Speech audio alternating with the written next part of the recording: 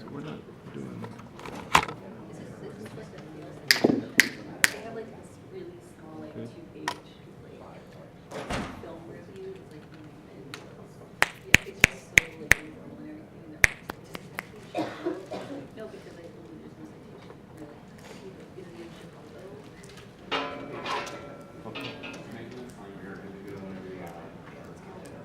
I told them I always forget it. Or at least one more. It's hilarious. We'll give her 2 or 3 minutes. Yep, they're late. They probably But they're on their way.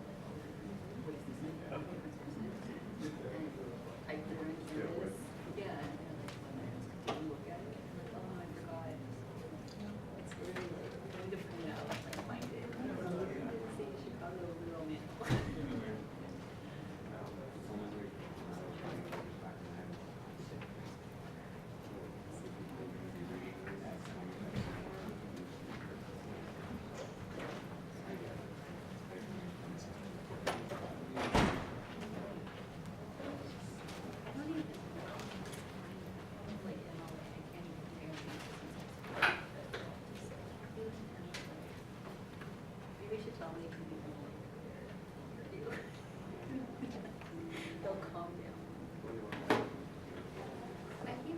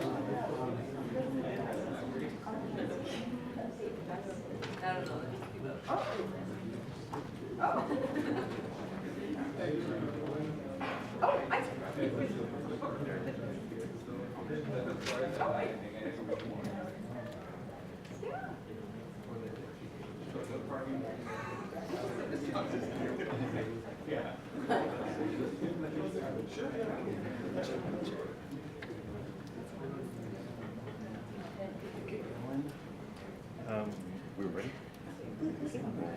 I am. Got audio just for the room?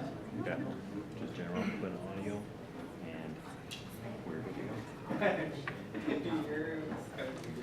All right, let's get started. Good afternoon, everybody. Happy Valentine's Day. Same day. We purposely scheduled this event a little early so y'all can do your Valentine's Day thing after this, whatever that is. Sitting at home alone. No, I'm just kidding. That's what I'll be doing. I'm kidding. My name's Dr. Josh Autumn. I teach commercial music here at Bakersfield College. I'm one of the 3 folks that were awarded this NEH grant called Energizing the Humanities in California's San Joaquin Valley. And the big reason we have this grant happening is so that we can bring folks to campus, like the folks you're about to hear from, and really give us local perspectives on our particular area and help us better understand ourselves in the process. So Oliver Rosales and Andrew Bond are in the grant along with me. We have a few more events coming this year that you will probably see posters for on campus. This is our first event we've done that features live entertainment, which always makes a lecture better, right? I wish there was live entertainment in all of my classes, maybe sometimes. So I'm going to go ahead and introduce our speaker here, and then we'll basically do something that's kind of free-flowing today, where he's going to talk a bit, and then we'll have some musical performance, and then we're going to have a bigger Q&A. So Daniel Rios was born and raised here in Bakersfield, California. He graduated from Bakersfield High School in 2009 and went on to receive his associate's degree right here from BC in 2012. In 2015, he received his bachelor's degree in history from UC Merced and also received his master's degree in interdisciplinary humanities from UC Merced in 2018. His research explores the political, social, geographic, and cultural production of Bakersfield in the 20th century by examining how the interplay of race, class, gender, and labor played a central role in shaping the daily lives of working class communities of color. Currently, Daniel is a graduate student pursuing his PhD in ethnic studies at the University of California, San Diego. And I came across Daniel's work purely through the power of algorithms on Google. So I was looking for other people that wrote about Bakersfield and especially connected music to Bakersfield that weren't talking about Buck Owens and Merle Haggard. And I got lucky, and he might be the only one. And so I was really happy to see that people are doing this work. A younger generation is doing this work, exploring other narratives of this fine city, and talking about a lot of the rich musical heritage that's come out of here beyond some of those bigger names we've already heard of and everything. So Daniel's doing some great work. And then we'll just go from there. Okay, thank you very much.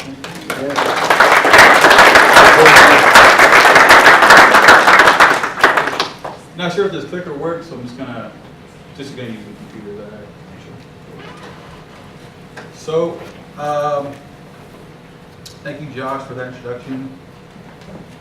I first want to start off by thanking the event organizers, Professor Rosales, Josh Odom, and the folks on the NEH grant committee that brought me here today. I also want to thank a lot of the people that were crucial in my research. Obviously Billy Haynes,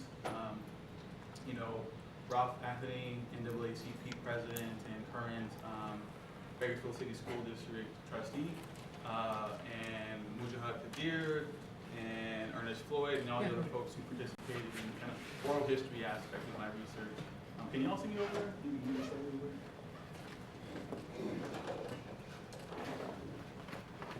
So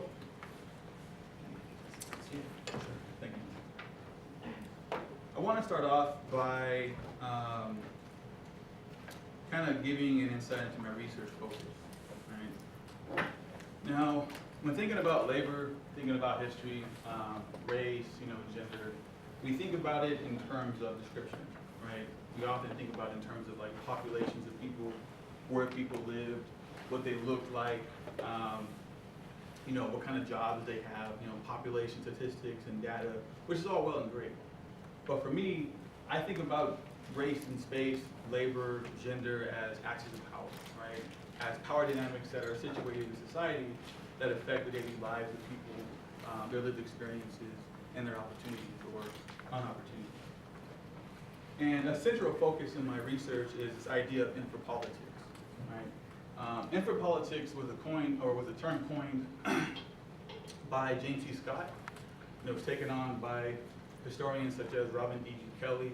And the ways in which they conceptualize infrapolitics is the forms of resistance that people engage in that are not traditional forms of resistance, right? So when we think about resistance, what do you think of? You think of protests, you think of marches, right? You think of petitioning. But what are the kind of, invisible infra ways that people engage in resistance that inform organized political movement, right? What's happening in the daily lives of people that's not in the protest, but rather living, working in the fields, right? Going to school, going to dance halls, going into the cultural and social spaces where they live. And essentially that's what a central research focus is, or a central framework of how I do my research, is thinking about this term of infrapolitics.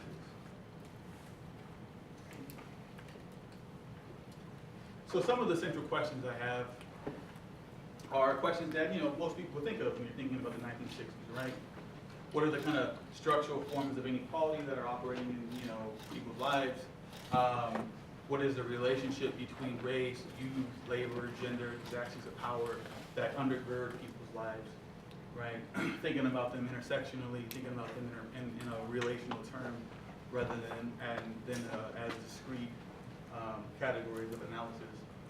But I think the more critical point in my research, or critical question, is thinking about this idea of how people find time to live, right? How do people live in a context saturated with repression, right? Because it's one thing to talk about pain and suffering, right? Racism, brutality, that's all important, right? It's a very integral or intricate part of someone's life, but then how do people live, right? What are the ways in which people are trying to find ways of social belonging that transcend the kind of racial and cultural boundaries that they are saturated with. So it's one of the things that undergird my life. And I came across this research. I was a student here in 2012, well 2009, 2012, long ass time ago, just so you know. Not really having a direction of my scholarly interest, right? I liked history. I took a couple African American history classes, got my mind thinking about things, but ultimately, I was always walking around my life and thinking, well, yeah, there's all these different critical questions of analysis that I'm interested in, but ultimately, one question I'm really interested in is, why are things like this, right? As a history major, it's one of the critical questions you ask yourself about the past is like, how did things come about? Right? Walking around the southeast side of town, walking around, East Bakersfield, seeing the kind of conditions across the landscape, across the county, right? And thinking about how things came about to look like this. So let's keep that in mind as I'm going ahead.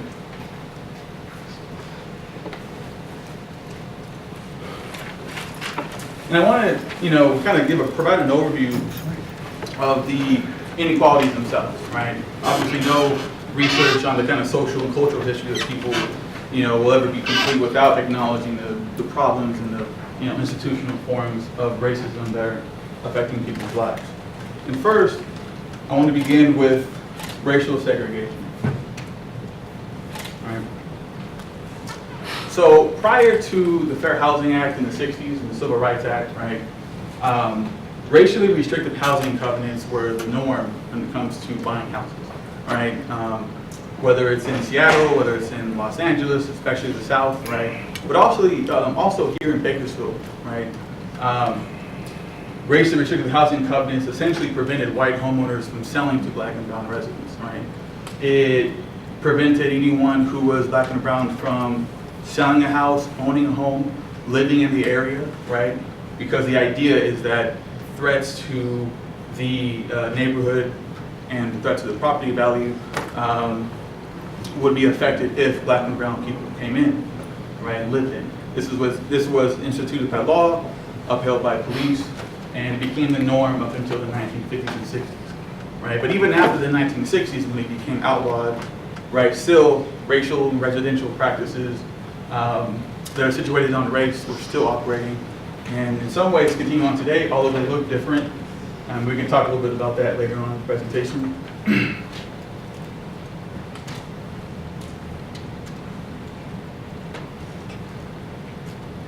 So what you see here are two maps. The one on the left side is a map of Bakersfield in 1917, and the one on the right side is actually a map of Bakersfield in 1970, right, and census records there. And essentially, this part of Bakersfield is where my research is, right, the part where there's nothing, right? This is southeast side of Bakersfield, East Bakersfield, and you can see the comparison between that map as well as this map here, where still the urban development and urban planning on this side of town is still devoid, right? And for me, I think about, well, why that is, right? Why is it that the conditions in which people live, economic, political, social, are saturated with inequality to this day, as well as, how this has changed over time. And so for me, the critical question we have to ask ourselves is not so much where people live, but how, right? How did this come about, right?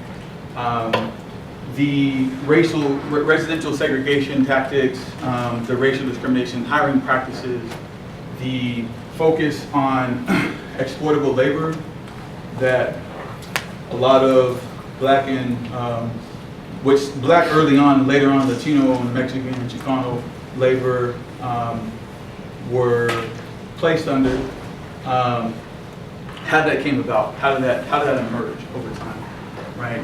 Because when you walk around East Bakersfield or Southeast Bakersfield, you might get the focus or the idea in your head of, well, people live over here because, this is where they choose to live, right? This is where people buy homes.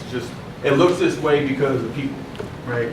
For me, my argument is quite different, right? My argument is like, no, you have to understand the historical inequality that has been perpetuated and imposed on people, right? As a basis of how they come to have opportunities or no opportunities, right? You can't see it as separate. You have to see it as interrelational and connected. So it's one of the things that I explore in my research. And in the late 1800s, early 1900s, up until the 1930s, 40s, 50s, and 60s, cotton fields or farm worker in general, farm worker labor, was one of the more primary forms of employment, if you can call it that, right?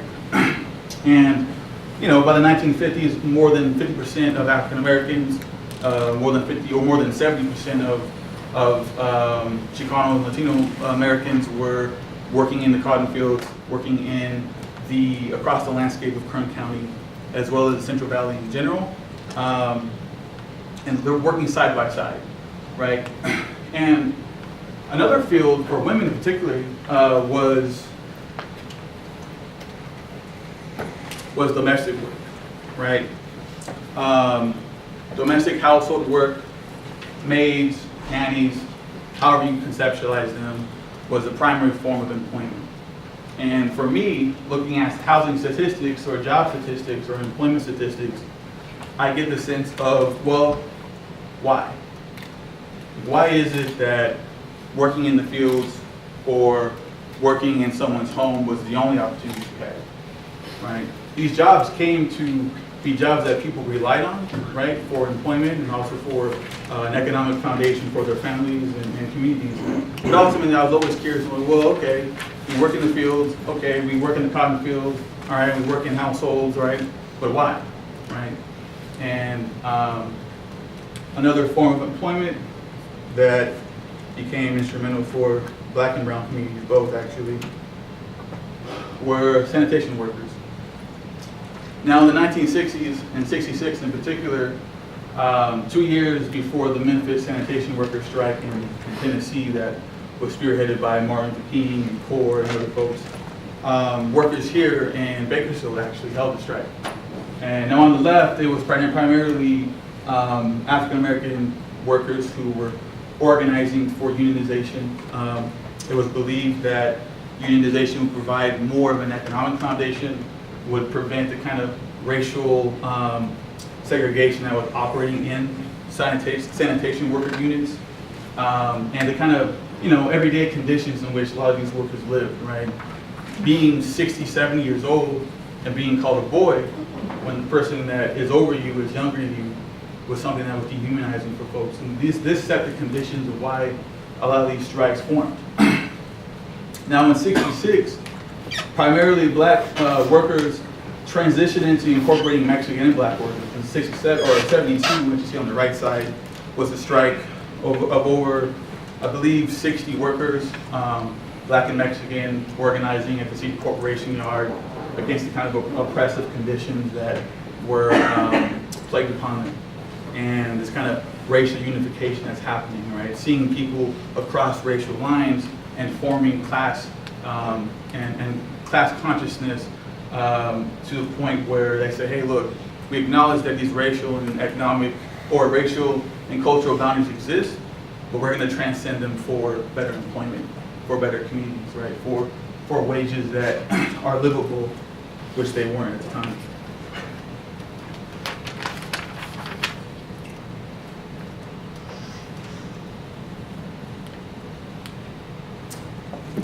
So another area that, this is what getting into the dance halls,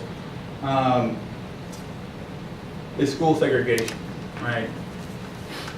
One of the things that I often think about when studying history is, well, what about younger people, right? We get at people who were homeowners, we get people who were workers, you have the dolls, you have the UFW, you have,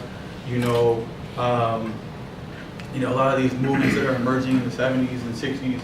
But what about youth, right? How were youth being affected by this, right? And in Bakersfield, this is very important. Bakersfield has a long history of segregation within school, right? And I want to explain what that means when I mean by segregation.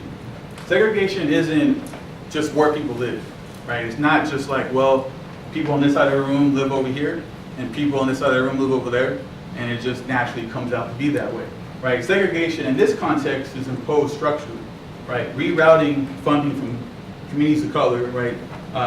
Schools of color, Lincoln Junior High, EB, Foothill, a lot of these high schools and junior highs and elementary schools were property taxes, funding for these schools were circumvented away from those communities and put into wealthier and affluent communities, right?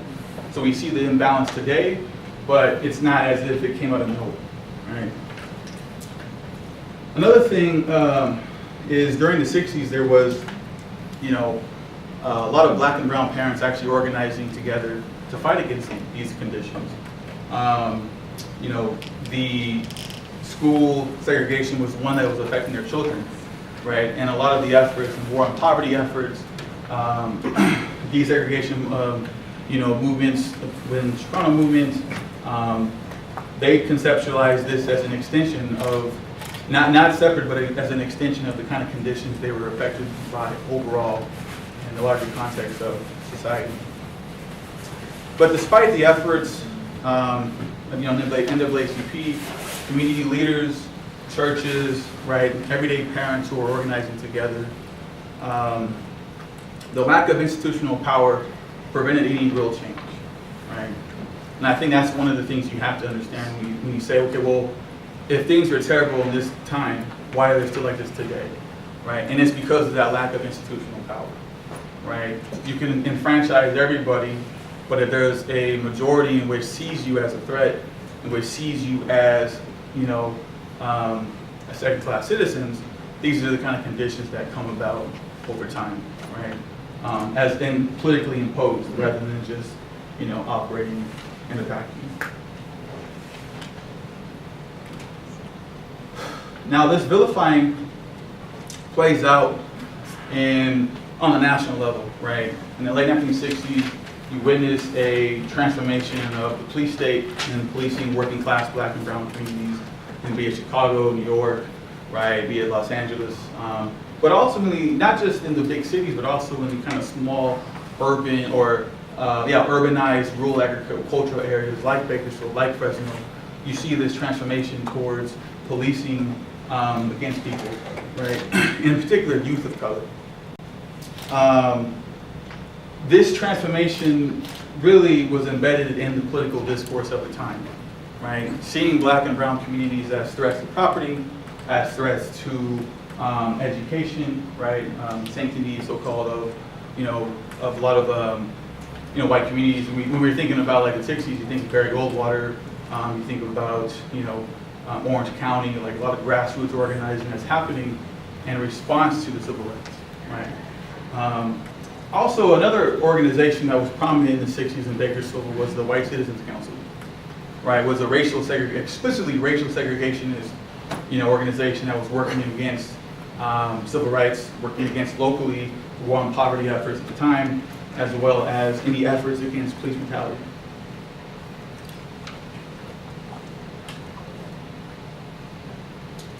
Now,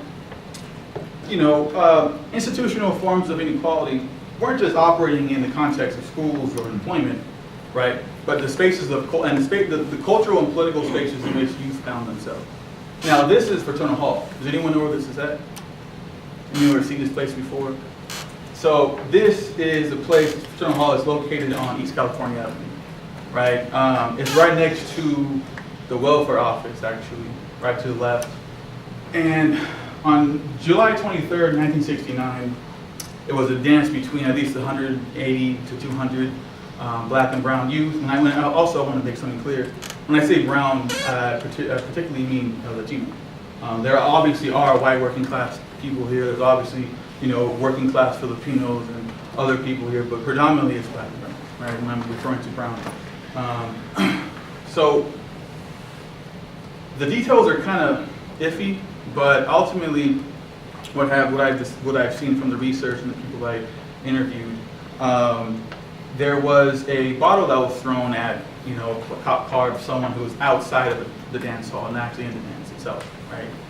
And the dance was a city-sponsored dance, a co-sponsored dance by the city, recreational department, NAACP, and a few other organizations, and that Billy Haynes actually got band you see here, which is going to play in a minute, was also at performing. And in this dance, you have police assault on youth coming in and beating people down, right? So after that bottle was thrown, you have a series of, with a couple quotes here, you have a series of riot police come and show up and basically beat people down, anyone indiscriminately that was in their way, right? And I want to point to this term on the right, or this quote on the right actually, because it's quite telling of the kind of brutality that happened that night by Billy Haynes. It says, quote, "Our cars were parked behind the hall, and we jumped in the car, man, and we split. We came back to get our equipment, walked in the hall, and there was just blood everywhere inside the building. I mean, just everywhere." And I think that's a reflection of just how brutal this response was on the community, right? On black and brown youth particularly, right?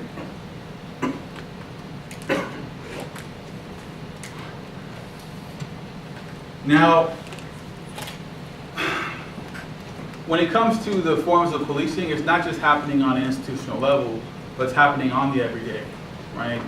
And I want to say to the quote here on the right, there was a police officer who was actually one of the officers here. He's white. His name is Stephen Powers. He was the son of the former police chief of Bakersfield, his name was Robert Powers, actually. He was a famous police chief here in town for a couple decades, I believe. And he witnessed this, right? He went home, went back down to the police station, wrote his report, submitted it, turned it in, and his chief came up to him and said, "Hey, look, this is not working. You got to change up the report." Because it actually in his report, he wrote exactly what happened, right? He wrote that, yeah, people were indiscriminately beating, a lot of these youth. They were throwing people down, calling them niggers, and calling them wetbacks, and calling them whatever, right? And that he refused to sign a collective affidavit or a collective report that other officers there submitted, right? And he said no. So he resigned the following day. And that's a weird thing, right? I mean, when I was looking through this, I'm thinking like, yeah, when someone gets shot or killed, or when someone gets beat by a police officer, like it's kind of a myth. You're like, oh, I wish one of the cops would say something, but obviously it's never going to happen. But it actually did happen in this case, right? There was a court trial from the 7 youth that were arrested at the event.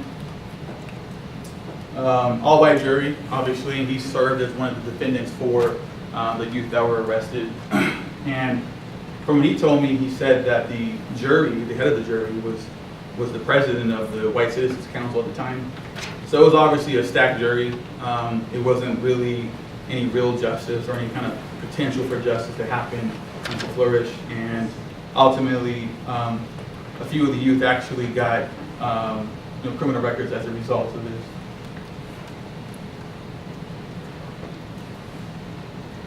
But also, it's not just about his account, but the kind of blatant forms of brutality in which Bakersfield police officers were exerting against black and brown communities at this time, right? In his quote, he says, "In those days, there were no cell phones. There were no video cameras. It was just one word against another person's word," right? Some police officers were telling me, this thing here that we call baton, we sometimes call a nigger knot, right? And as blatant as that may sound, I think what it points to is the real lived experiences of police officers and how they saw people, right? How institutionally you have an entire system that is able to do this kind of violence to communities with no oversight, with no kind of consequences in sight, and no possibility for justice on the part of community members and residents.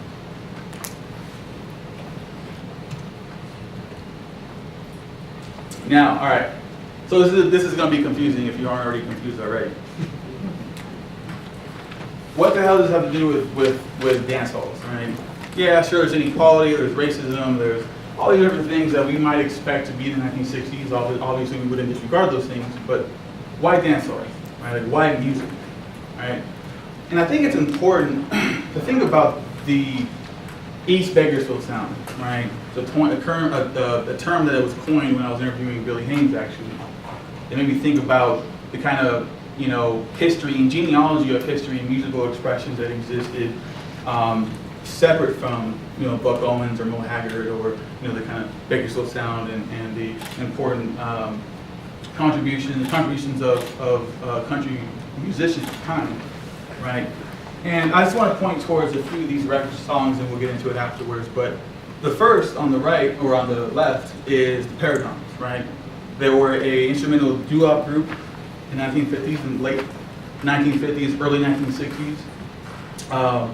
They were all black, obviously, but they permeated through East Bakersfield, right? This is where they grew up at, this is where they lived. And actually they have their hit, which I'm gonna play right now, just a little bit of it, Diamonds and Pearls, right? Which actually became top of the charts in the 1940s, in the 1961, I believe, in the top 140 Billboard charts.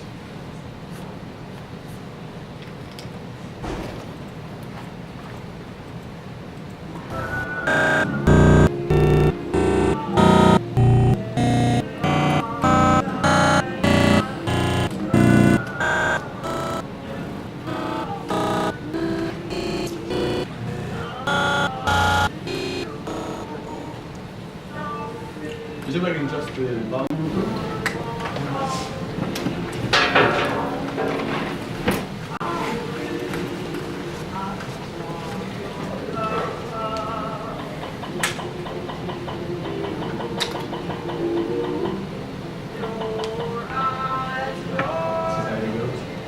Is the sound on the computer turned up?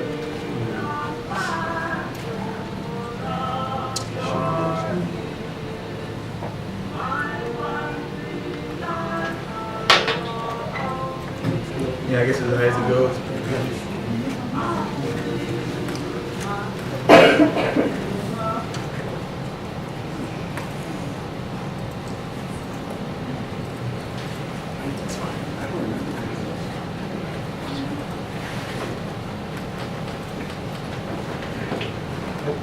Anyways, I can go for it.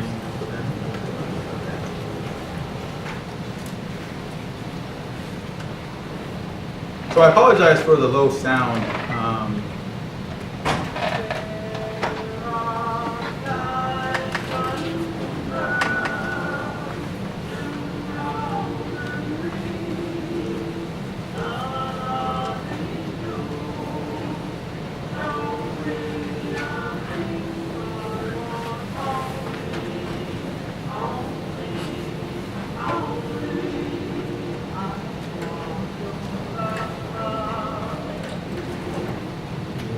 So that's the Paradigms. Their song "Diamonds and Pearls," you know, it's a really prominent song today. Still played. A lot of you can go across the landscape, you can go right at events, right? A lot of the cultural exchanges happening in those areas and those communities are still playing this tune, right? Someone who's so instrumental to East Bakersfield. And in the middle actually is the Monterey's, and they're an all Chicano doo-wop band in the early 1960s, and they're from Lamont. They're 61, 62, 63, and they kind of had their heyday. And their song, Darling, or Love You So, also topped the top 40 Billboard hits in the US during the early 60s. I'm going to play a little bit of that.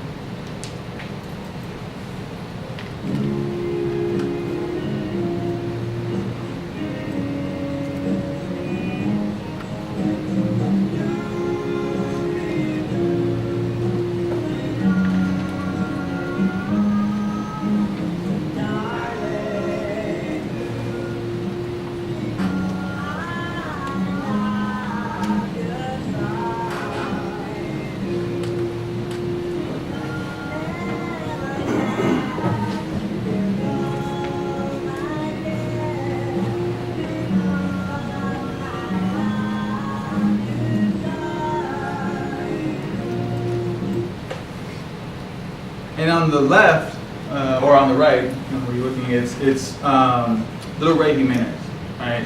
So Little Ray Jimenez was actually a musician out of Delano. He got his earlier start here because he was born and raised here, but then he moved to Los Angeles, became a really big East LA musician and singer, right? He was the lead singer of a group called the Midnighters for a short time, and he kind of transitioned into building a career. He's still alive today making music. But his sounds here, he's actually 14 years old. Was when he became discovered. And his classic hit here, There's Something on Your Mind, was really popular during this time and also reached up into the Billboard top hits.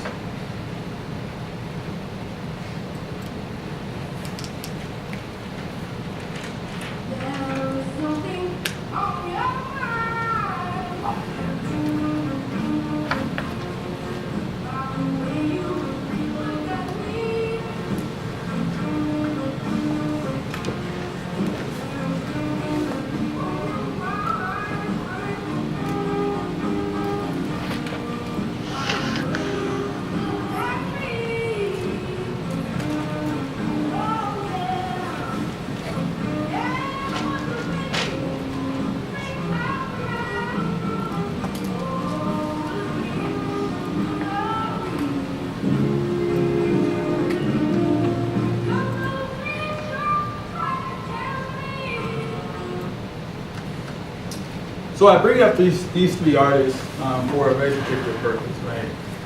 Now, it's not just about a history of performances. It's not just thinking about, okay, here's the bands that used to exist and this is how popular they were, but rather the social and cultural expressions and the music culture, the genealogies of music that existed in the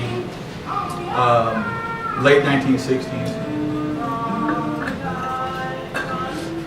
Turn on me. Right. the social and cultural expressions between black and brown youth, black and brown musicians in the 1950s and early 1960s really cemented the foundation for musicians that came afterwards, right? Here, across the landscape, you can find different, dance halls that are still here today. And there's a very lost history of dance hall music culture that really, needs to be rediscovered. And I think starting from the vantage point of the Paragon is a good place for that, right? Also, as I said earlier, right, it's about understanding the kind of musical geology or genealogy that's separate from Buck Owens, right? That's separate from the country musicians and the Bakersfield town. And on the top here, you see the Salon Juarez. At the time, it was called Juarez Hall. You can always find in the late 1960s quinceañeras and shows, performances from various artists all throughout the landscape. The one on the left here, on the bottom left, is actually Rainbow Gardens. It's on Union Avenue. And this is a space where a lot of, country musicians and other forms were playing there, but also thinking about working class, black and brown, and as well as white youth who are coming and congregating in these areas, despite the kind of boundary that existed in their context. So, getting down to the Original Souls. It's a multiracial band that existed in the 1960s, and you have one of the members here, luckily today. In this picture here, with the afro, Billy's not the one with the afro, just so you know, he's someone else. Richard Rugnow is a Filipino musician out of, I believe it was Arvin, right? Arvin. Johnny Diestado, the one that is bent over forward, as well as Billy Haynes, Mike Bonilla, and other musicians who were a part of this group, formed in '67, and they sung a lot of soul and funk, right? And a quote here that I think is really important, it says, the Original Souls wasn't just a band, but a cultural experience. And so for me, I'm thinking about, well, if they existed in the 1960s, why is it that they're multiracial, right? Why is it that they're multicultural and that this is operating in this way, despite all the stuff I mentioned before, right? Another band, a garage band actually, kind of a garage rock band, also multiracial, is the Blue Rose, which is I think is a great name. On the left, you have Ignacio Espinoza. He was the bassist for the Blue Rose. On the right, you have Leo Mendez, who was the lead singer, the vocalist for the Blue Rose. They also had a few other musicians playing for them. I think 2 were white, 1 was black.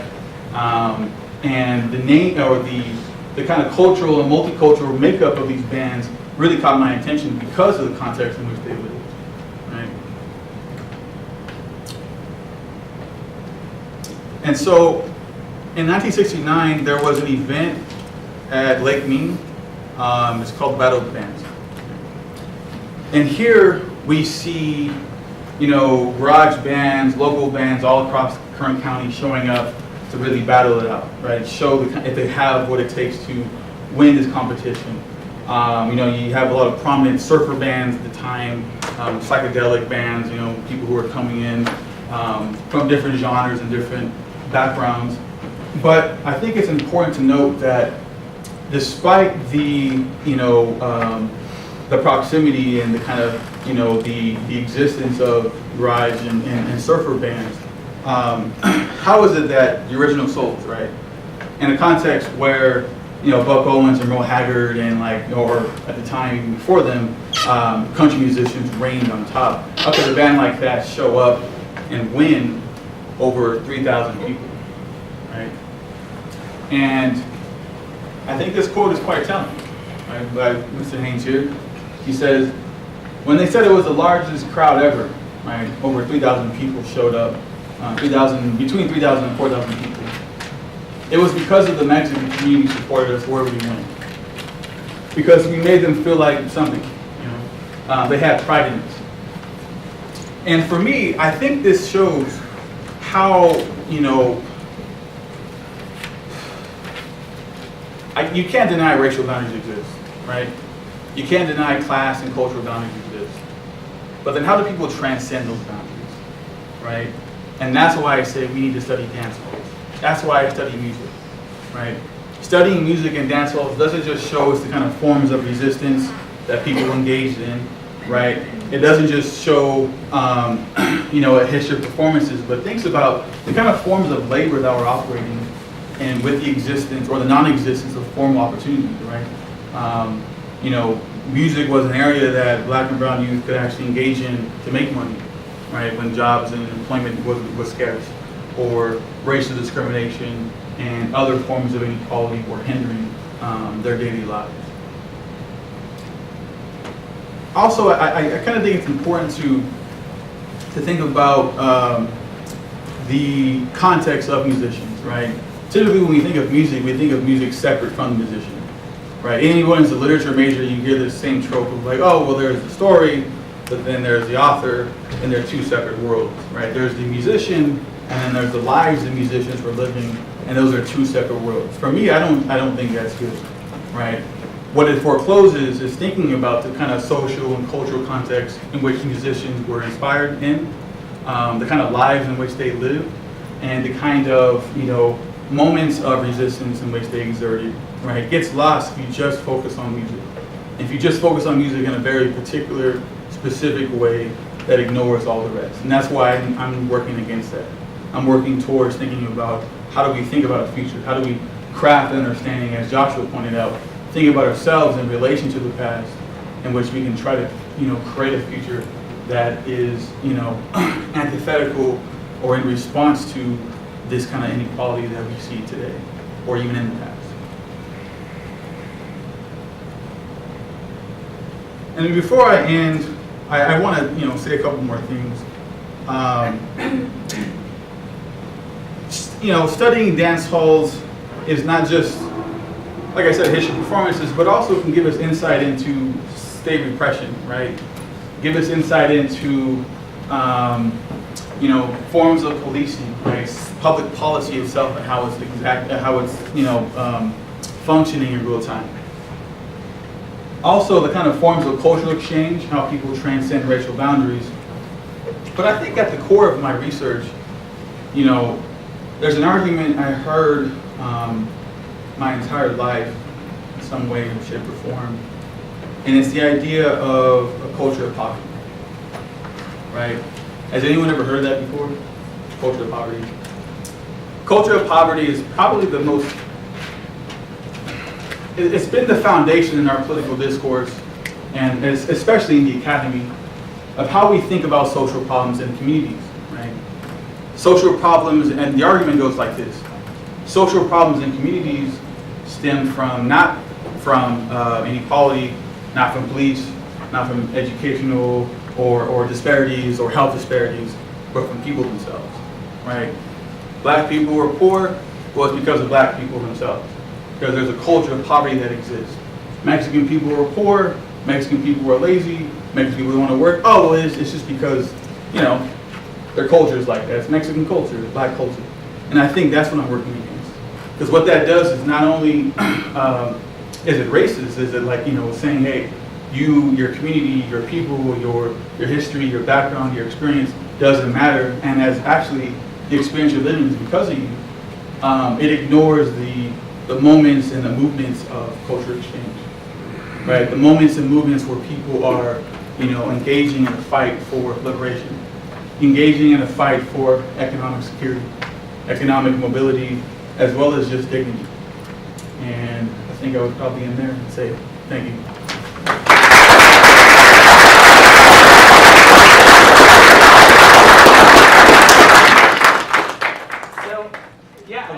I think before, we're going to save a Q&A for the end, so I think we're going to transition over to hear some live music, hear from Billy Haynes and John Gomez. We're going to be able to pick their brain on sort of their history, but I do know both of these folks have been involved in the Bakersfield music community, the community we haven't heard much about until now. Billy's done touring with Tina Turner, you played with Blue Rawls, done many other things in your singing career. So why don't you all come up here? Let's give them a round of applause.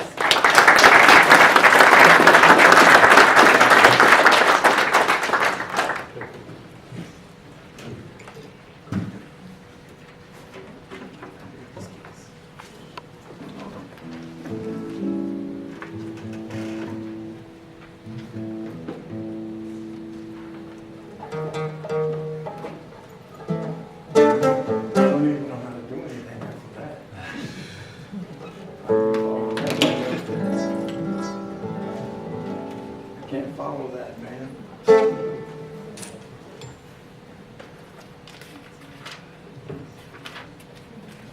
Thank you, sir.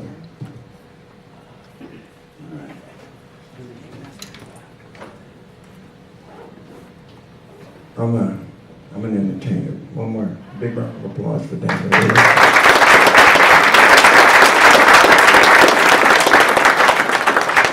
I like to talk too, Dan.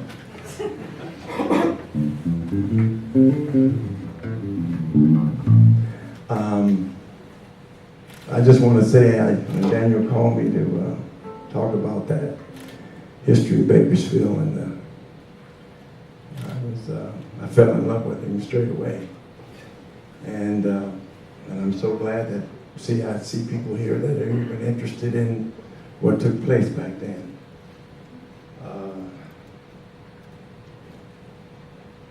I don't know, I can get a little emotional thinking about it. So anyway, this is Johnny Gomez. Johnny Gomez was the one that started to take time and taught me how to play. And that group, Paradigms, Diamonds, and Pearl, he was the musical director for that band. And he took me to Hollywood, and I recorded with the Paradigms. And I mean, there was a culture on the East Side that was, musically was amazing, I don't know if you guys have ever heard of the Diamonds or the Gay Lads or any of those groups, but we had some wonderful, wonderful musicians in this town. I'm going to feature Johnny. He's the kind of guy, he's the kind of a 60s nerd kind of guy, when he went to learn a song, he made sure he learned it exactly the way the record was done. So I'm going to feature him. He was an excellent musician.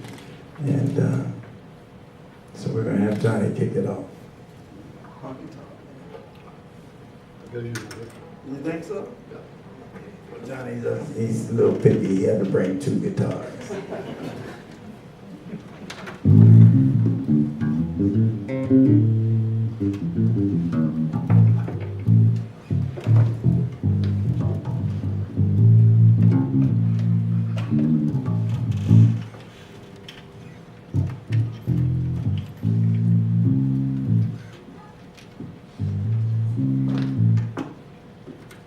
Thanks, Josh.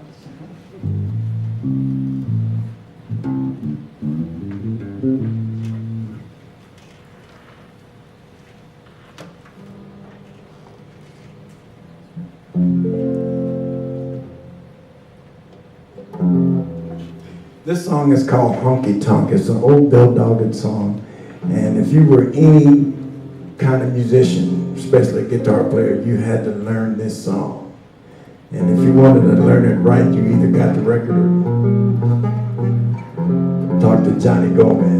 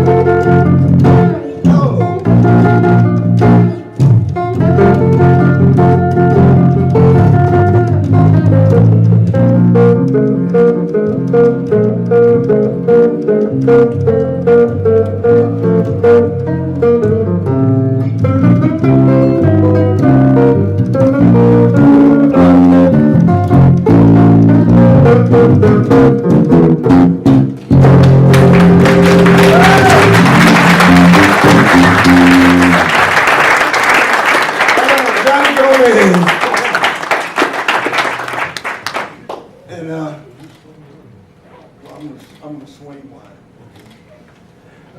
Back in the day, there was a place called the Elks Club on California Avenue. That's where they used to call me to go take the bass player's place when the bass player got too drunk. And he couldn't make it through the whole night. And then also there was a place on, well, I guess they call it Martin Luther King, but it used to be Cottonwood Road, called the Cotton Club. And that was part of the West Coast Chitlin Circuit. Anybody know what the Chitlin Circuit is? Nobody knows what the Chitlin. Nobody knows about any musicians in here. We got any musicians? I've heard of it, yeah. You've heard of the Chitlin Circuit? Right on, Josh. Well, anyway, that was the Chitlin Circuit was where all the black artists. That's the only place they could play. That was the black clubs throughout LA, Bakersfield, but Bakersfield Chitlin Club was the Cotton Club over on Lakeview. And they had some of the greatest artists come through there. Tina Turner, that was before I played with her. And Bobby Bland, the Crusaders, if you guys heard of those groups. But anyway, it was all about the blues back then. And so I'm gonna do a blues for you. I'm gonna swing. I got to see you. Yeah, we're with the church stages. So let's play it one time and you mess with it, and I'll come in. Yeah.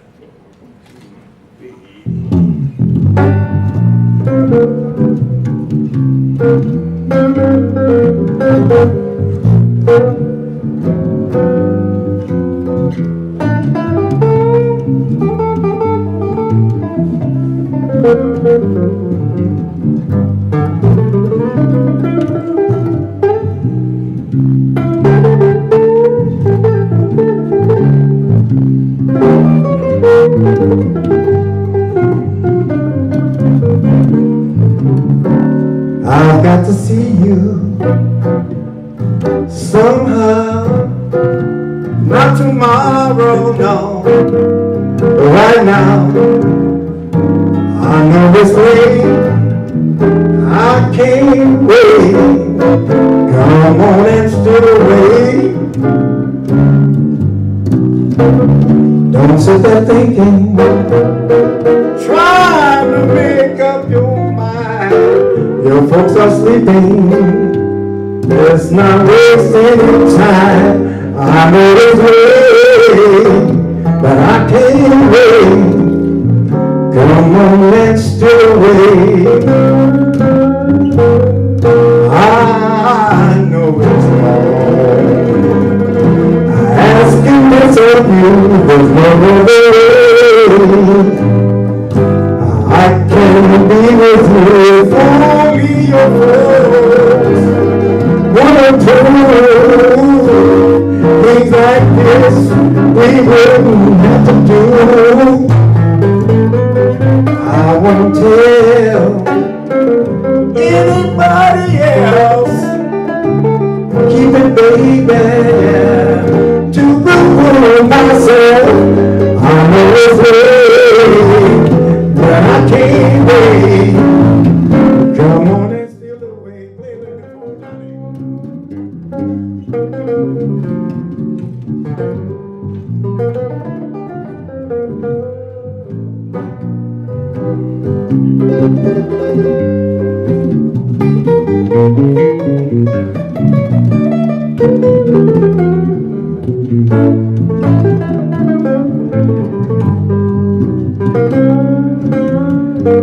One more again.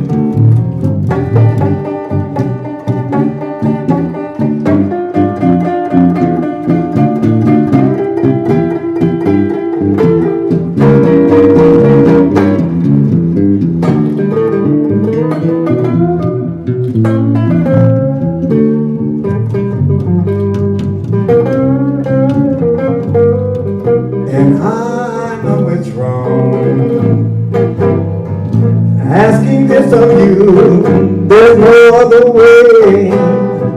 I I can be with you. If only your folks would approve. Well, things like this we wouldn't have to do.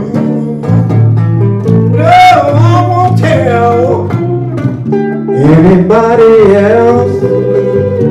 Girl, I'll keep it, girl, to woo myself. I know it's late, I can't wait.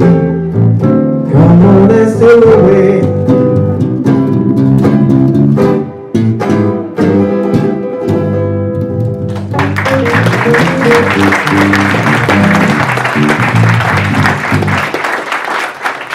Well, I think that's all. I don't think they want to hear a bunch of old guys singing.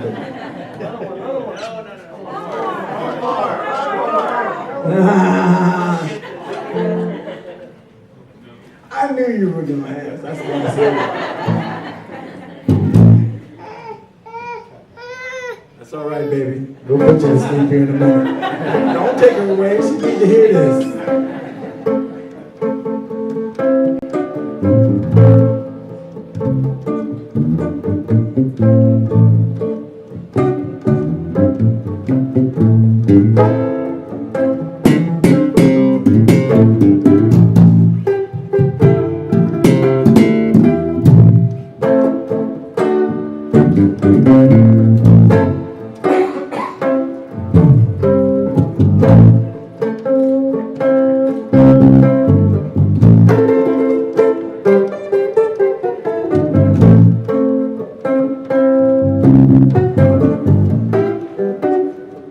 It was the 3rd of September. That day I'll always remember. Yes, I will. 'Cause that was the day that my daddy died. Yeah. Never got a chance to meet him. Never heard nothing but bad things about him. Mama, I'm dependent on you to tell me the truth. Mama just hung her head and said, Billy, Papa was a rolling stone. Wherever he laid his hat was his home. Hear me, y'all. I was a little out of time, bro, but that's all right. Singing again. Papa was a rolling stone. Wherever he laid his hat was his home. In time. And when he died. I'll take what I can get, man. I'll take what I can get. Thank you so much. Thank you so much. Oh, yes,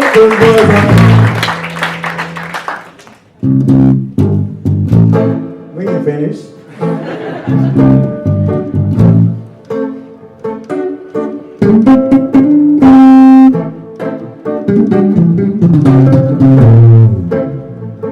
Hey, Mama, is it true what they say? Papa never worked a day in his life. And Mama, bad talk going around town saying Papa had 3 outside children and another wife. And that ain't right. Folks say Papa wasn't much on thinking. Spent most of his time chasing women and drinking, dealing in debt and stealing in the name of the Lord. Papa was a rolling stone. Wherever he laid his hat was his home. He died. All he left us was alone. You got it, man. Papa was a rolling stone. Wherever he laid his hat was his home. And all he left us was alone.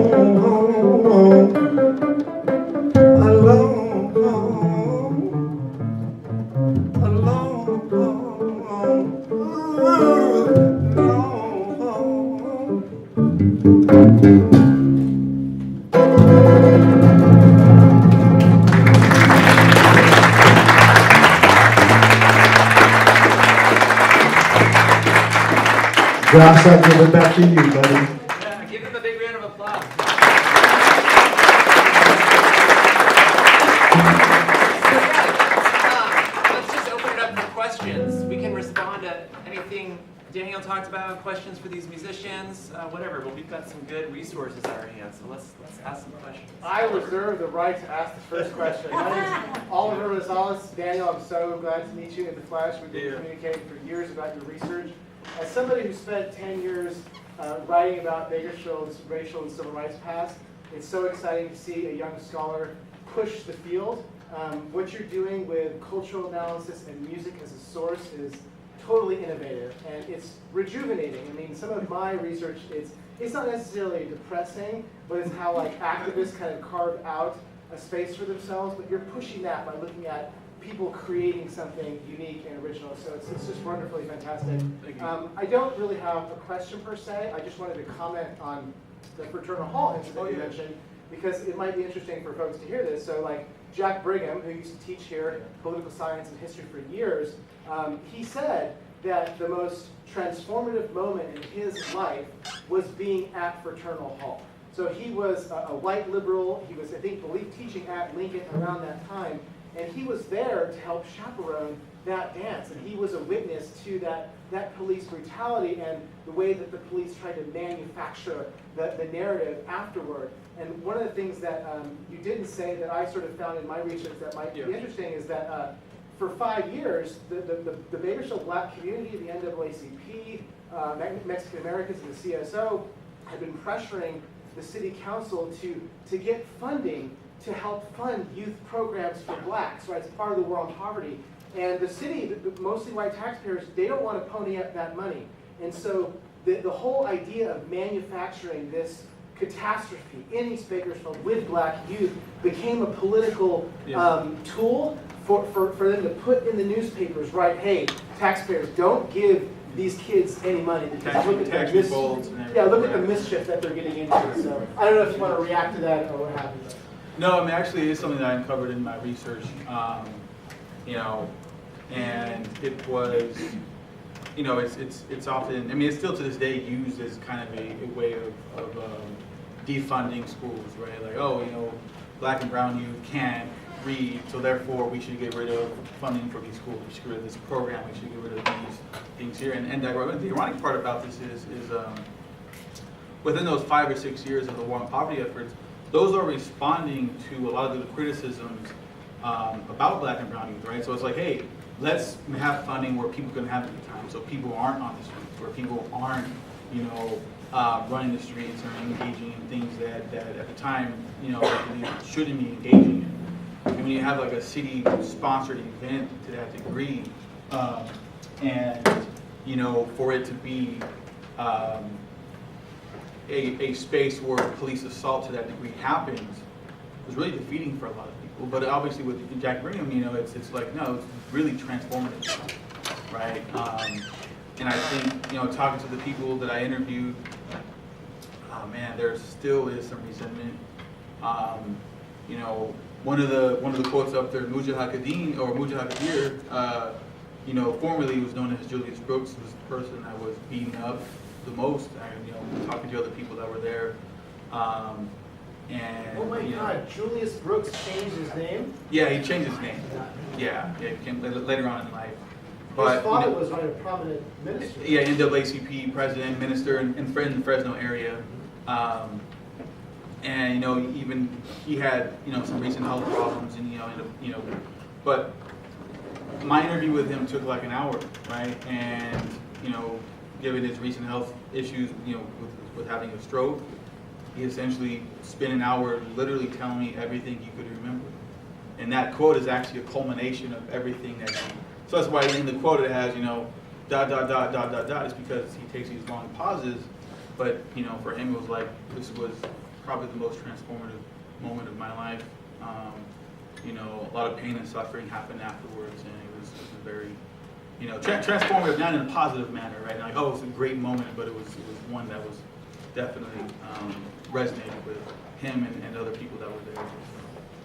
Yeah, no, thank you for that insight. Obviously, I would also say you should read Oliver Rosales' dissertation. He's acting like he didn't write anything, like he was the first person to write about this. And Mississippi West, I would obviously to everyone to check that out. If you want more insight into the war on poverty and some of this context. Yeah, go for it. Thank you. This is really wonderful. All you guys are fantastic. What are you defining as the street boundaries for South and East Bakersfield? Yeah, so this is interesting. So,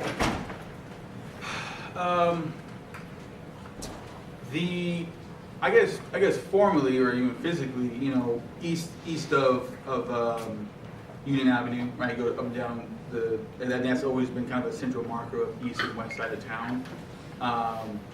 But the southeast and east Bakersfield that we know today, right? That creation happens after the highway was built. So before the highway was built, it was just this east side, right? There was, you know, Upper East Side and Lower East Side, but the boundaries I would say would be, you know, east of Union Avenue. And south of what? South, well, in terms of southeast Bakersfield, south of, California. yeah, at the time, yeah, given at the time it was south of California. Today, obviously, when you think of southeast Bakersfield, you probably would say past, you know, Brundage Lane, because the city is different at the time, right? So like what West Bakersfield is now is different from what West Bakersfield is at that time. But yeah, I would say east of Union Avenue, and you know, south of California. But I would actually, you know, at that time, what would you consider to be East Bakersfield or Southeast Bakersfield, or what did that separation exist? I think Union Avenue, you know, to the west. I mean, Union Avenue East and California South was more black, and California North that way was more Hispanic. Yeah. Union Avenue, California, that section, the teen streets, Lincoln, Jeffrey, you know, the Loma, of course. That was all Hispanic, but I would say south of California was more black. So within those residential areas, you know, it's predominantly where people live, and it's thinking about dance halls and spaces where those boundaries meet, right? Those boundaries kind of conflate and operate to really create the kind of form of cultural exchange. And so it's but yeah, is that a question? Or? Yeah, thank you. Do you have any follow-up on that, or was that? No, I'm just interested. I grew up in Bakersfield. Oh, yeah. Yeah, my father taught at Rios when Okay. it first opened. And then they started doing the busing and everything at that in 64, 65. Yeah. And we brought it in there. And then East High changed and everything too. So I was just curious how the boundaries were laid out in terms of that. Yeah, I mean, I think colloquially East Bakersfield for me, I mean, it's hard for, you know, when you do history, you have to kind of think outside of your own context. So when I think of East Bakersfield, east of Union Avenue, I think it's quite still today, right? But that's actually a really good question. How do boundaries at that time not only change people's, you know, lives, but how do people themselves conceptualize? It used to be like a famous Bakersfield sign. You should go across. Union Avenue, It right? Yeah. used to be like a kind of like fancy hotels and clubs areas. Yeah. A lot of celebrities used to come to in here and her back in the day. Used to be the 99 freeway. Yeah, Yeah. it used to be like a famous party spot for celebrities and stuff. Also, I was gonna ask you, the war was some of the members out of Lamont also. Yeah, the Monterey's with Manuel Canet is actually the vocalist of the Monterey. She was from Lamont, and I believe Richard Rugnow, He was from Lamont. Lamont too. And so the you know, the musical landscape is one that, you know, is, or the soundscape as I call it, and other people call it,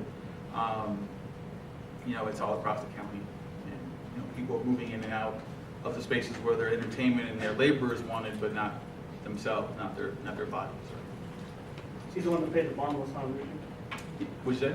He's the one that paid the bongos. Was his name? You said Richard? Are you thinking Marcos Reyes? Oh, I'm From the sorry. war? Yeah, Yeah. I think he's thinking of Marcos Reyes Oh, okay. from war. yeah, Yeah. but he was out in the Lamont area too, right? Really? Yeah. Yeah. I met him. That's why, and I met one of the Paragons members also. Oh, really? Charles Weldon, or? He's just, I don't know his name. I didn't know his name, but Okay. he sang the song with them. So I got a picture I'm going to show him. Okay, cool. There's a mural to Marcos Red in Vermont. It's a really gigantic mural. So when you put up Boris Hall, I took dance lessons there as a kid. Oh, yeah. My family lived right off East California, right from Mount Vernon. My whole life, it's a dispensary now. But for 80 years it was, a family home.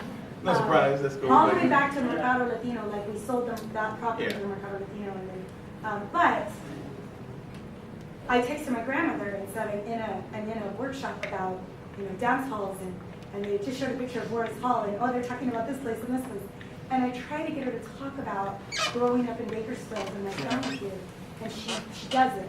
And I think she's told me more in text message right now talking about dance halls than she has in my entire life. Right? So I wanted to really commend you because I think that people will talk about their past when you can connect with them in the right way. And I would have never thought to ask her about the dance halls, a quarter of a mile across the street from where my whole family grew up. I would have never thought to ask them. And one text and she's, I have so many pictures. You got to come over tomorrow. Like it's, and for me, thank you so much because you're right. I mean, it's such an important part. I like jokingly said like, I didn't realize all this music. Well, they only ever talk about Merle Haggard. And I'm not responding to that. This is true. So but thank you because what the work you're doing is so important. Thank you. Yeah, I think there's, like I said, there's a lot of not lost history, it's just history that's there that I think young scholars like myself or anyone else is, talk to the people who in your community, right? Talk to the elders, talk to the people around you who kind of live through these times, and you'll be surprised at what you learn. But thank you for that. Really appreciate it. So you guys talked about the Chitlin circuit, and you talked about the Cotton Club. I was wondering if the Cotton Club is still there, and was the Chitlin circuit a regional term, or was that a national term for where black artists could perform? Right. It was national. National. Oh, okay. Is there literature out about it? Oh, yeah. Okay. 'Cause I've never heard that expression. Really? The I Chitlin think that I know a little bit about music, but apparently I don't know shit. So.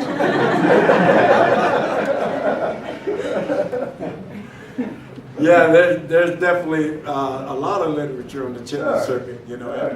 Every black, back in the day, every black artist did that. That's how they did. They look it up. There's a movie called The Green Book. And Right. The Green Book was the book that they used to say, okay, if you're black and you're going down south, you can eat here, you can sleep there in this hotel, that hotel. And the book was green, I guess, so the Green Book. Okay. Yeah, there was a motel on Lakeview called Mom's, that's where all the black artists would stay when they would come here. Yeah.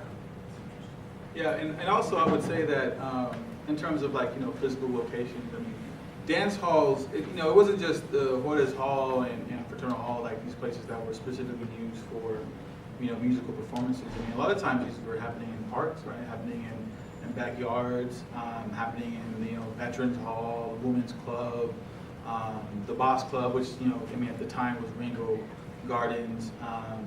And, so the kind of spaces themselves are not limited to the physical location, right? It can be happening anywhere. Boundaries are crossed. Just in somebody's backyard. Yeah, exactly. Okay. And those cultural exchanges could happen and were happening in areas that we might not think. And But in terms of the Cotton Club, I'm not sure if it's still there today. It could. It's a church. Is it? There it is. Yeah. I just want to say something. You don't have to ask me a question. I just want to say it about the summer of '69. With all of the stuff that, because I was, we were the band that was playing at the Fraternal Hall when that happened.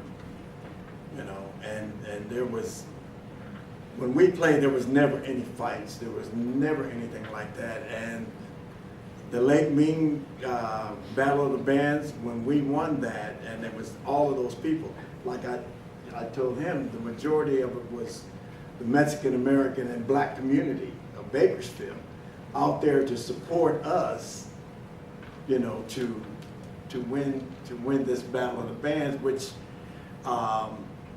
it was, it was more, like he said, it was more than about the music. It had really not a whole lot to do with the music. It was the whole community. I mean, because I mean, there was a lot of oppression in this town back then, you know, and we bet our music, you know, I'm so proud of it because our music banded these communities together.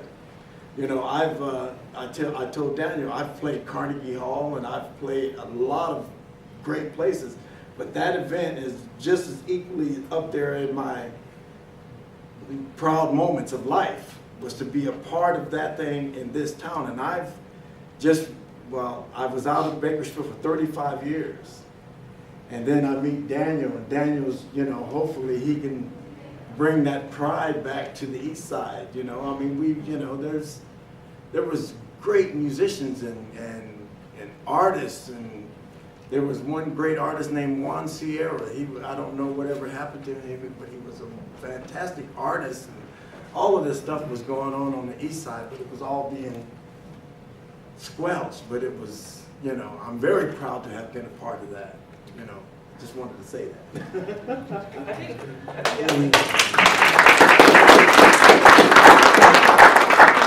Following up on that, this isn't a question, but I teach a music business class here at UC, and a lot of students will come. I mean, in some ways, things don't seem to have changed in this way, where we have a certain popular narrative. So in first day of my music business class, I'm talking to my students, and you see sort of the majority of the white hands come up. When I'm talking about what's the music scene in Bakersfield, that's like a big question I like to throw out, because I don't want to really teach a music business class about record labels that don't exist anymore. We want to just talk about the reality of now. And a lot of the hands in the room go up and go, there's no scene now. You know what I mean? Like the Blackboard back in the day had Merlin Buck, and then Korn for a second. Korn here.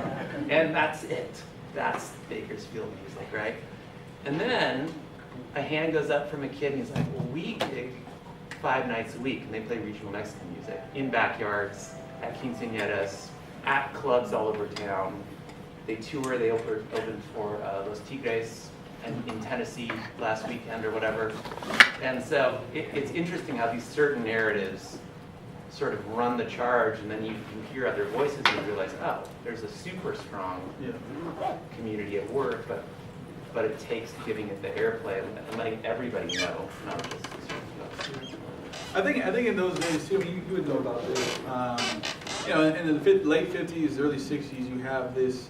You have a lot of actual artists becoming really popular overnight, right? Overnight sensations, but through payola and other forms where, you know, record labels were receiving mostly, if not all, the royalties of a particular label or an album. A lot of musicians came and went, right? Because of the music, or because of the monetary aspects of it. Not receiving compensation, right? Not receiving, you know, the recognition that you know, otherwise they should have. But for me, I think, you know, the recognition of someone's life or their career is it lives on within the people themselves, right? It's not just, you know, a label or a history book. I'm sure I can publish, you know, this chapter in my dissertation and publish that in a book, and it will be there. But I think the narratives that live on with people are much more transformative. But yeah, you know, it's the music scene still happens, right? Music is still happening. There's no static time period where, oh, here it was and it was gone and that was it and there's no more. It's just changing, it's evolving. And the question is, what does it look like today? You know, what is it? How does it operate? What is it? You know, what genre? What people? What individuals? What communities are involved? It's just about finding that out. So, thank you. I have a quick question about that. Was there not racial segregation back in the day because of this? That's why there wasn't open up as more of the music that we now. I didn't even know this groups were around. Yeah. Yeah, and I mean, so structurally, and when I think of, I should have said this during the presentation actually, racial segregation from between white and non-white communities was institutionally structured, right? Like by law, right, through residential areas. But black and brown in cross-cultural exchanges, yeah, there's definitely segregation. And there's conflict and so on. But you see this these spaces also becoming sites where political elites are using them as tools to further residential segregation or educational segregation, right? These spaces where, they're conceptualized as spaces where deviancy and vagrancy and, all these are probably a bunch of kids who are just, doing drugs and we're going to be criminals and become future criminals if they're not already criminals.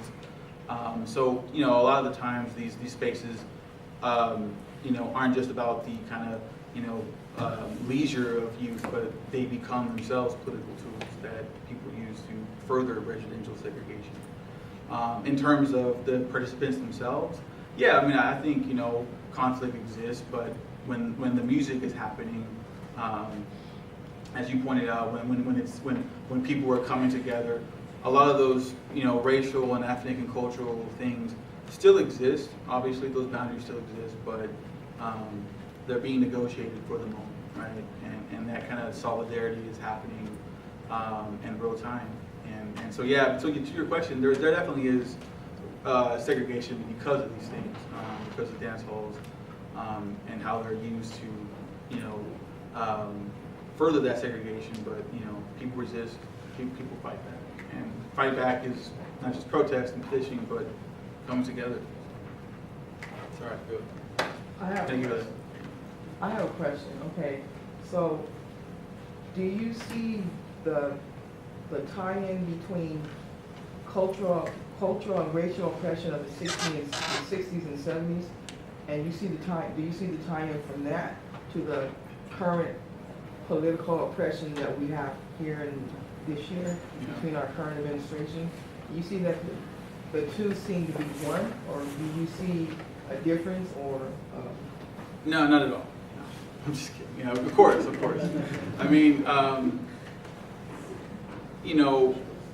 We have to understand the past in relation to today. We have to understand the kind of conditions in which people live in today as not just similar to the past, but as disconnected, right? It's where you have to historicize racial oppression, right? It doesn't mean that it's connected and all together, but it does mean, how do we think about the past as a precondition for the present, right? This is one of the things that I try to show in those two maps, right? Is that the urban development of towns aren't just because people choose to live on parts of towns or where people congregate just because where they congregate because they choose to, but rather it's imposed, right? It's limited, or there are limitations of where they can live, what resources they have, and I think with this presentation, and even my just research, even Oliver's research, we see how, in real time, our current conditions are really stemming from the choices made by elites in the 60s, right? How it's connected afterwards. So I would definitely agree. And then beyond that pain and beyond that kind of inequality, how are people resisting? How are people fighting back? How are people coming together and organizing in multiple ways?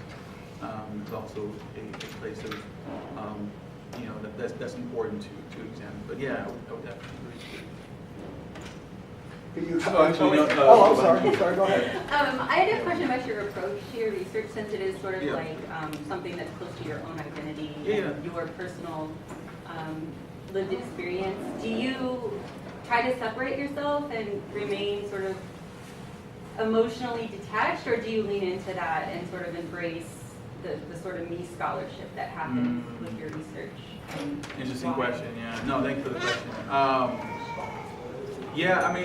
So it's going to piss a lot of people off, actually. There's no real way to ever be objective, right? There's no real way to ever be going in, I obviously come from that context. But for me, I try to distance myself as much as I can, and I think that's what a work of an historian does, right? You analyze these primary sources, you synthesize, different interviews and get different perspectives. And I don't think that a connection to it will ever be gone. For me, it's just how do I do research that, I'm not, in other words, I'm not doing research where I'm like, okay, here's what I think it happened, and let me go find sources that prove that. For me, it's thinking like, okay, what is the archive film? Right? I walked into this dance hall thing not like, oh, I know about dance halls, let me go find people to reaffirm it, but rather, you know, I let the archive itself tell me, right? I talked to people and I would do interviews, and you know, they would mention something and I'll be like, oh, great, we'll explain more about that. And that opened up new avenues. And you know, also I don't, you know, obviously I teach also, so I wouldn't tell students to get away from their interests, especially if their interest is attached to their identity or where they come from. It's just the work itself. You just have to find ways to not be so biased, right? Or not be, because bias is inevitable. Of course you're biased, but like, how do you approach the research that is not just about you finding, you know, what you want, but rather, you know, finding something that is as close as you can to the experiences of the people you're interviewing. So it's definitely difficult. Yeah, even I'm like, yeah, it's pissing me off, and I gotta come back to it. You know, I gotta like stay away from it for a while, a couple weeks, come back to it, analyze the source, and it just creates different questions that I otherwise didn't have before. Do you have like a sort of, this is something we practice really heavily in grad school, is this idea of strong objectivity and sort of situating yourself within your research right off the bat, saying, I'm just gonna, this is where I'm from, this is my personal connection to this. Keep that in mind when you're going through my research. And yeah, I mean, I don't fool anyone and say, oh, I have nothing to do with this. I definitely am upfront with it, because it's often you know, that's often a question that is used to dispel your research. You know, I've had this before, like, oh, well, you can't, you know, you're black and Mexican, like, you can't write about this, you have to be objective. I'm objective, and you know, and I ask, okay, what are you interested in? Oh, I'm interested in the Civil War, and I'm like, okay, why is that? Oh, it's because I used to watch, you know, 1,000 hours of History Channel documentaries. You know what I mean? Like, it's being honest and being upfront. Definitely is what I'm about, right? Like, just saying, hey, you know, I definitely have a connection to this history,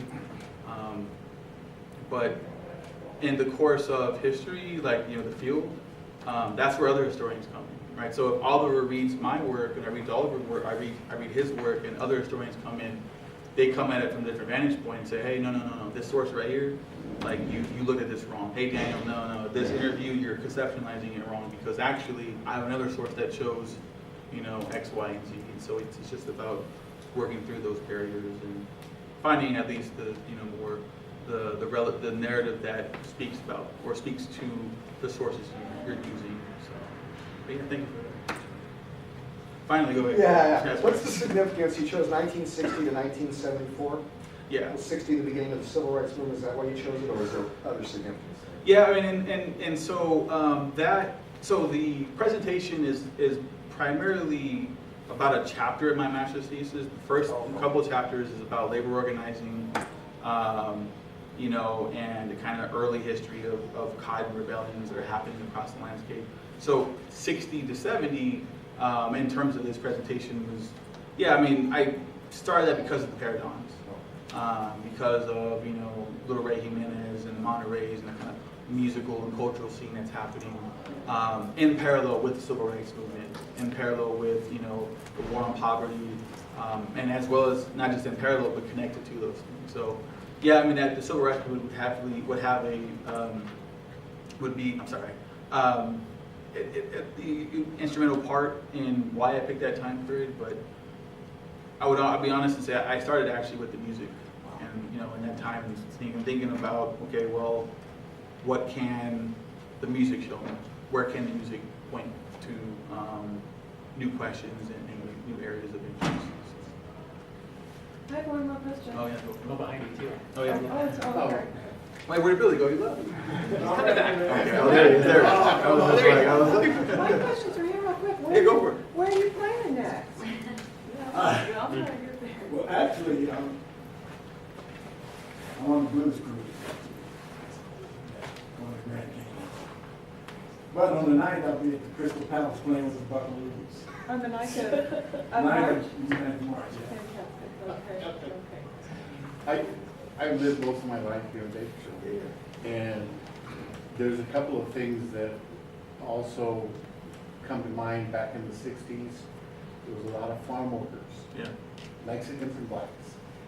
Mostly the Mexicans that were either lost their lives because of killings, diseases, or whatever, they were basically cremated they had no ID, they had no idea who they were, etc. And that was some kind of that's a research that hasn't been done on the hundreds or even thousands of migrant workers that got killed during that time. During strikes? Yes, and I grew up through from the 1960s all the way up to, I went through all the schools here, EB, South, and so on. And there's a lot of places that you mentioned, like the Juarez place. It was also known as the Sobaco place. The reason they called it that, because it had this permanent smell that smelled like perspiration. Mm-hmm.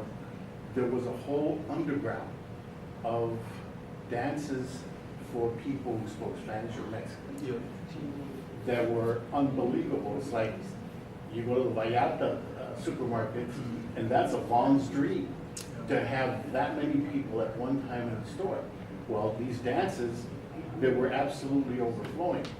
And I have some insight that most of the time there were some favors that were paid to the fire department so that they wouldn't close the dances down.